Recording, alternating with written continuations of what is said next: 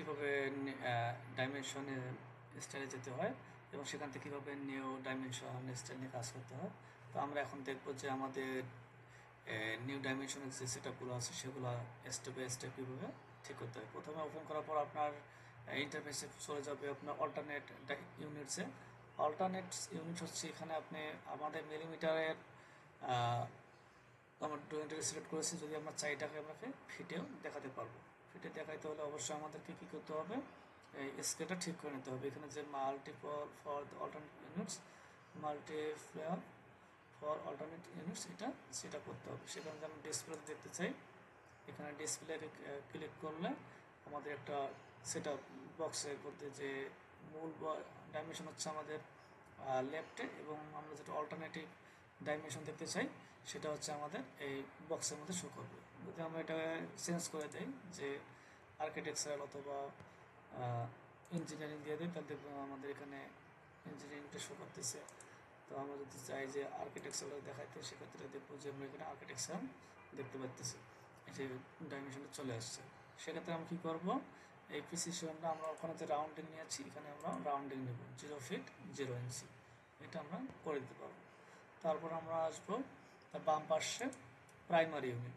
এটা হচ্ছে most important, কারণ আমাদের যে প্রথম যে সেটআপটা আসবে, সেটআপটা আমরা করেছিলাম ডেসিমেলে, এটা হচ্ছে আমাদের ডেসিমেল ইউনিট। সো এটাকে আমরা 0 করে দেব। তাহলে আমাদের কি হচ্ছে, রাউন্ডিং হচ্ছে 1 বা 1 মিলিমিটারে 1 মিলিমিটার। তারপর আমাদের স্কেল ফ্যাক্টর 1 থাকবে। তারপর এটাকে চেঞ্জ করবো না, এখানে বলা আছে apply to layout dimension only, এটা তখনও শুধু লেআউটের জন্য অ্যাপ্লিকেবল হবে। তো আমরা এটাকে সবার জন্য স্কেলটা রেখে দিতে চাচ্ছি। তারপর হচ্ছে আমরা ফিটের মধ্যে আছে কি, এই যে আমাদের টেক্সটগুলো অ্যারোগুলো কার সাথে এখানটা দৌড়াবে সেটা বলতেছে।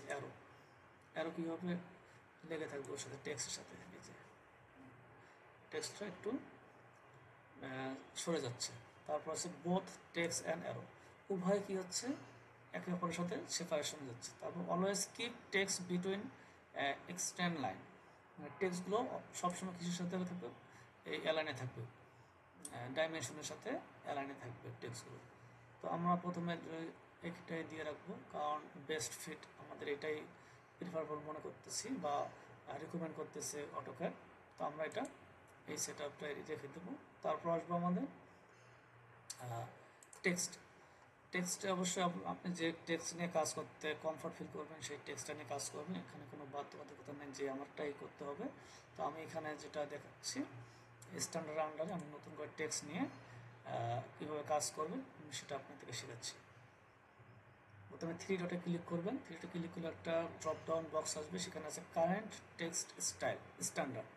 আমরা যেভাবে ডাইমেনশনটা নতুন করে নিয়েছিলাম, ঠিক সেভাবে আমরা এখানে নতুন করে একটা ডাইমেনশন নেব, নিউ ডাইমেনশন স্টাইল। এখানে আমার নাম দেব আমাদের যে নামটা ওখানে ইউজ করেছিলাম, ইএস টেক্সট 1 ইন্টার অথবা ওকে। তাহলে আমরা কী পেলাম, নতুন একটা টেক্সটের একটা বক্স পেলাম বা টেক্সটের একটা স্টাইল পেলাম। তাহলে আমরা এর আন্ডার কী করবো, তারপর আমরা ফন্টটা সেট আপ করবো। ফন্ট সেট আপ করলে আপনার এরিয়াল ন্যারো, আপনার এরিয়াল, আপনি যেটা সেটা নিয়ে কাজ করতে পারবেন। আমি আপনার দেখাচ্ছি এখানে এরিয়াল ন্যারোটা দিয়ে দেখাচ্ছি। তারপর এখানে যে ফন্ট স্টাইল আছে, এখানে আছে রেগুলার, তারপর বোল্ড, ইতালিক বা বোল্ড ইতালিক এবং ইতালিক রেগুলার। সচরাচর আমরা রেগুলারই কাজ করে থাকি, কারণ অনেক সময় ড্রয়িং প্রিন্ট দিলে টেক্সট অনেক মোটা মোটা দেখা যায় এবং আপনার মূল যে ড্রয়িংয়ের ভিউটা সেটা নষ্ট হতে পারে। তারপর আমরা এখানে হাইট ডিফাইন করে দেব না, এখানে সাইজটা আমরা শুধু পেপার টেক্সট হাইটে আমরা বলতে পারবো, কিন্তু আমরা সেটা করবো না। আমরা শুধু ফন্ট সাইজটা দেবো, তাহলে আমাদের ডাইমেনশনে যে টেক্সট দেবো সেটা আমাদের শো করবে। আমরা এটা অ্যানোটেটিভ করবো না, অ্যানোটেটিভ নিয়ে আমরা আগে আরেকটা ক্লাস করবো, ওখানে বিশদ আমরা আলোচনা করব। তারপরে আমরা এটা সেট কারেন্ট দিয়ে এখান থেকে বের হয়ে আসবো। এখন আমরা সেট কারেন্ট, ওকে। আমাদের ডাইমেনশন এখান থেকে বাম পাশে ডান পাশে দেখি আমরা অল্টারনেট ইউনিট সেট আপ করেছি প্রাইমারি ইউনিট ফিড টেক্সট এবং আমরা টেক্সটের আন্ডারে কী করবো টেক্সট